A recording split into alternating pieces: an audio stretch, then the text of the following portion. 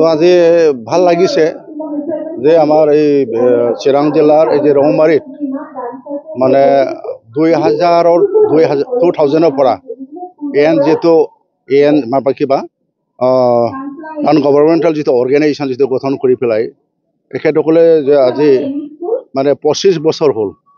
আজি 25 বছৰ হোৱাৰ পিছত এখেতসকলে আজি এটা মানে মেগাজিন মানে কি কৰিব বিচাৰিছে, পাব্লিছ কৰিব বিচাৰিছে। আৰু আজি ইয়াৰ লগতে কিছুমান কাৰ্যসূচী মানে এজেণ্ডা আছে, এইটো লৈ পেলাই আপোনালোক এইটো এখেতসকলে আজি পালন কৰিছে।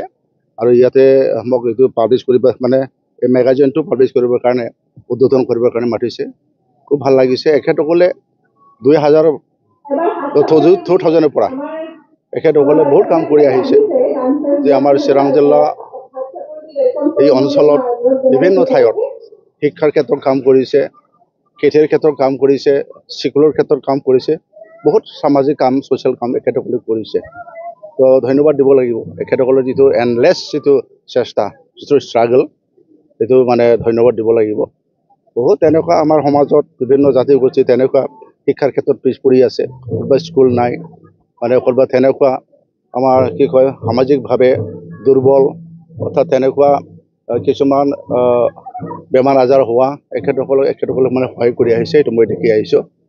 আৰু মই আশা কৰিছোঁ যে এখেতসকলৰ যিটো এক্টিভিটিছ, এই এক্টিভিটিছো যদি তেনেকুৱা হৈ থাকে মানে ভৱিষ্যত মানে খুব ভাল হ'ব।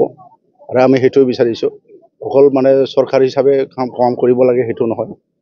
এখেতসকলে যদি এন হিচাপে যিটো কাম কৰি আহিছে, সেইটো আজি আমাৰ অঞ্চলত বহুত আমাৰ উপকৃত হৈছে। আৰু চৰকাৰে যিটো কৰিছে সেইটো কৰি আছে, আমিও কৰি আছোঁ।